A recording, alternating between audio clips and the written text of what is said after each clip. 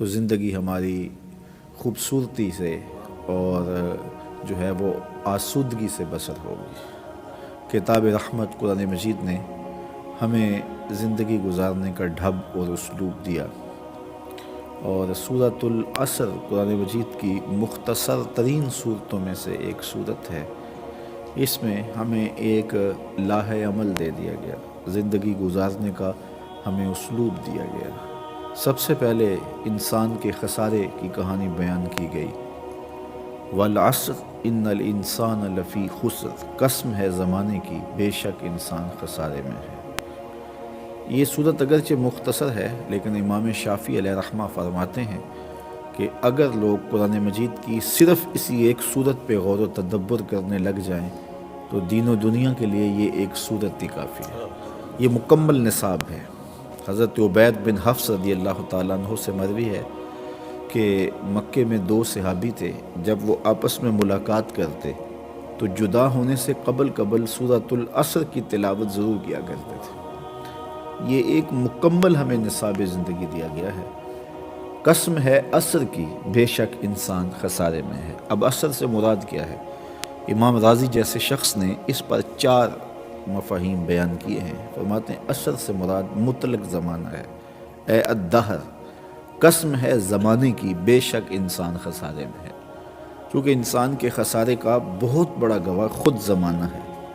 اس زمانے نے بڑے بڑے بادشاہوں کے تخت و تاج پھٹتے ہوئے دیکھے، جن کا طوطی بولتا تھا پھر ان کی خاک اڑتے دیکھی، جو ناگزیر تھے زمانے کے لیے پھر انہیں گلیوں میں رلتا ہوا بھی دیکھا ہے۔ تو کتنے آئے لوگ چلے گئے، آج ان کا نشان بھی موجود نہیں۔ آل ساسان نے 3150 سال ایران پہ حکومت کی ہے، اور 150 حکمران یکے بعد دیگرے اس ایک خاندان کے تخت نشین ہوئے ہیں، لیکن آج دنیا آل ساسان کا نام بھی نہیں جانتی۔ مشتاق یوسفی نے کہا تھا، مٹ گیا مشتاق دل سے رنگے یاد رفتگاں، پھول مہنگے ہو گئے قبریں پرانی ہو گئیں۔ کس کے پاس وقت ہے کہ کسی کو یاد رکھے؟ اگر آپ پنجابی سمجھتے ہیں تو میاں صاحب فرماتے، جنہ باجوں ایک پل نہیں سا جیندے اور شکلاں یاد نہ رہی ہیں۔ ہم سکے عزیزوں کی شکلیں بھی بھول جاتے ہیں۔ تو یہ زمانے کے انقلابات ہیں۔ تو زمانے نے بڑوں کو توڑ کے رکھ دیا، جن کا طوطی بولتا تھا پھر ان کا نام بھی باقی نہ رہا، اور دنیا ان کو جانتی نہیں ہے۔ تو یہ ہے انسان کا خسارہ۔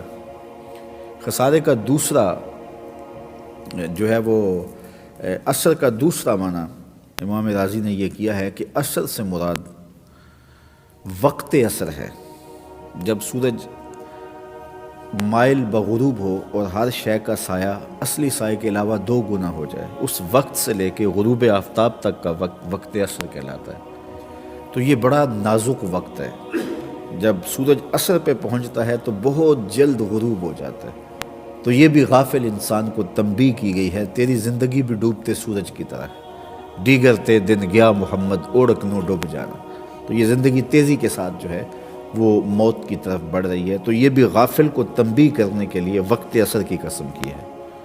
تیسرا معنی اس کا امام رازی نے یہ بیان کیا ہے کہ عصر سے مراد نماز عصر ہے، چونکہ یہ بڑے نازک وقت میں ہوتی ہے۔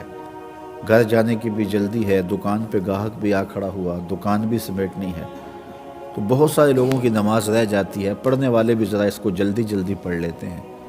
تو نماز عصر کی اہمیت کو اجاگر کرنے کے لیے عصر کی نماز کی قسم کی کہ کہیں رزق کے خیال میں رازق کو چھوڑ نہ دینا، اور نماز عصر کو دھیان سے ادا کرنا۔ چوتھا معنی امام رازی نے اس کا یہ کیا ہے کہ عصر سے مراد زمانہ خاص ہے، اور وہ زمانہ ہے جناب رسالت مآب صلی اللہ علیہ وسلم کا۔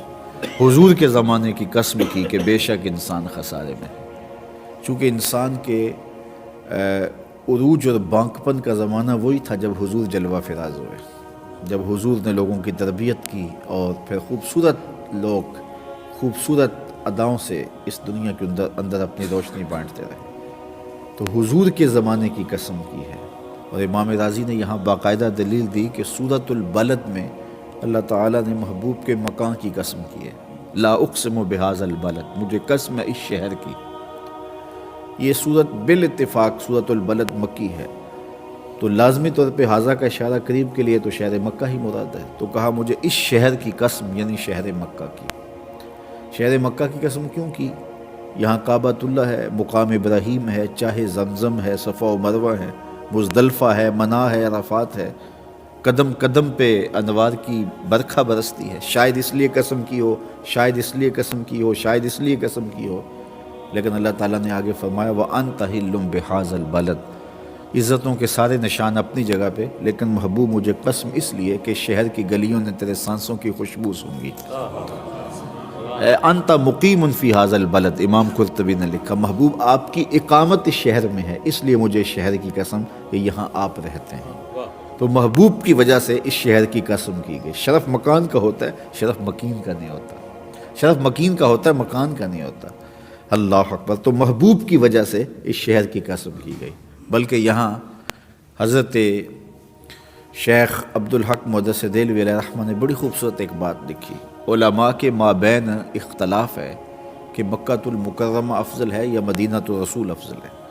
بعض نے کہا مکۃ المکرمہ افضل ہے، دلائل دیے، بڑا وزن ہے دلائل میں۔ بعض نے کہا مدینۃ الرسول افضل ہے، دلائل دیے، بڑا زور ہے دلائل میں۔ اگر کوئی مکہ شریف کی عظمت کی بات کرتا ہے، اس کی افضلیت کی بات کرتا ہے، تو وہ مدینہ پاک کی عظمتوں کا منکر نہیں ہے، اور اگر کوئی وہ مدینہ نبی کے افضل ہونے کی بات کرتا ہے تو وہ مکہ شریف کی عظمتوں کا منکر نہیں ہے۔ لیکن دلائل ہیں، بعض نے کہا مکہ شریف افضل ہے، بعض نے کہا مدینہ شریف افضل ہے۔ لیکن شیخ نے اس آیت سے وَأَنْتَ حِلٌّ بِهَٰذَا الْبَلَدِ سے روشنی لے کر ایک تیسرا مسلک بیان کیا۔ بعض نے کہا مکہ شریف افضل، بعض نے کہا مدینہ شریف افضل۔ شیخ فرمانے لگے جب حضور مکے میں تھے تو مکہ افضل تھا، جب مدینے آ گئے تو مدینہ افضل ہو گیا۔ جدھر جدھر سے وہ گزرتے گئے مجد و شرف بھی پیچھے پیچھے رہا۔ چاند لمحوں کے لیے ٹھہرے تھے تم جس پیڑ کے نیچے، مشہور وحدی کا لہجہ دیکھیے، چند لمحوں کے لیے ٹھہرے تھے تم جس پیڑ کے نیچے، سنا ہے آج تک اس پیڑ کا سایہ مہکتا ہے۔ مکے میں تھے تو مکہ افضل، مدینے میں تھے تو مدینہ افضل۔ حضرت شیخ شہاب الدین سہروردی علیہ رحمہ سے ایک مرید نے سوال کیا۔ بلا زمانہ تھا جب پیر مریدوں سے سوال کر لیتے تھے اور پیر ناراض نہیں ہوتے تھے، مردود طریقت قرار نہیں دیتے تھے، اس لیے کہ عالم ہوتے تھے، وہ خوش ہوتے تھے کہ اسے جستجو ہے، اسے علم کی طلب ہے۔ تو مرید نے سوال کیا حضرت اس کائنات میں سب سے افضل جگہ کون سی ہے؟ تو شیخ نے کہا بیٹے وہی جگہ جہاں حضور جلوہ فراز ہے۔ تو مرید نے دوسرا سوال کیا پھر ہم جنت کی آرزو کیوں کرتے ہیں، پھر ہم جنت کی طلب کیوں کرتے ہیں؟ تو شیخ نے جو جواب دیا وہ سننے کے قابل ہے۔ فرمانے لگے جب حضور یہاں ہیں تو یہ جگہ افضل ہے، جب جنت میں ہوں گے تو جنت افضل ہوگی۔ مکے میں ہیں تو مکہ افضل، مدینے میں ہیں تو مدینہ افضل، جنت میں ہیں تو جنت افضل۔ جدھر جدھر سے وہ گزرتے جائیں گے مجد و شرف بھی ساتھ ساتھ رہے گا۔ ایک بار وہ جدھر سے گزرے ہیں نصیر، بار بار ادھر سے بہار گزری ہے۔ تو شرف مکین کا ہوتا ہے، شرف مکان کا نہیں ہوتا۔ بلکہ میں ایک اور بات عرض کروں، آپ علماء سے سنتے ہیں کہ پہلی صف کا جو شرف ہے اگر لوگوں کو پتہ چل جائے کہ وہ کیا ہے تو لوگ پہلی صف میں کھڑا ہونے کے لیے قدر ڈالیں کہ میں نے پہلی صف میں کھڑا ہونا، الجھاؤ بن جائے، لڑائی ہو جائے کہ میں نے پہلی صف میں کھڑا ہونا۔ اب پہلی صف کون سی ہے؟ جو یہ محراب کے ساتھ والی صف ہے، یہ صف اول ہے نا۔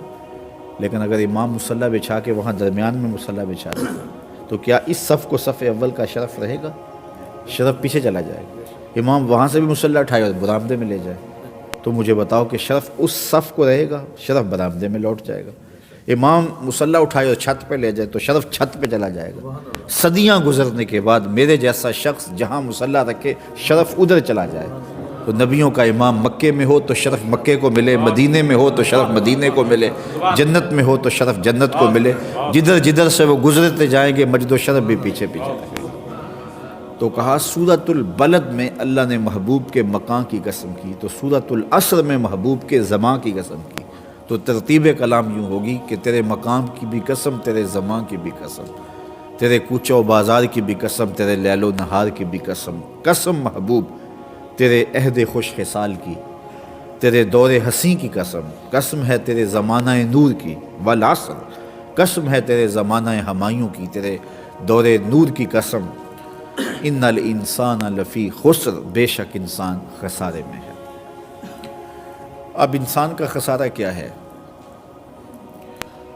حضرت سیدنا علی المرتضیٰ رضی اللہ تعالیٰ عنہ فرماتے ہیں کہ انسان کا خسارہ یہ ہے کہ وہ اپنی سانسوں سے اپنی زندگی کو توڑ رہا ہے، سمجھتا یہ ہے کہ میں بڑا ہو رہا ہوں، لیکن حقیقت میں وہ چھوٹا ہو رہا ہے، چونکہ یہ موت کی طرف اٹھنے والے قدم ہیں جو اس کو لمحہ لمحہ توڑ رہے ہیں۔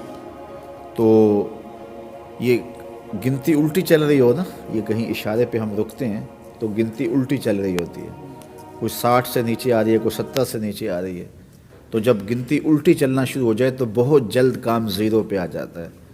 تو یہ زندگی بھی الٹی چل رہی ہے، زندگی کی گنتی سالوں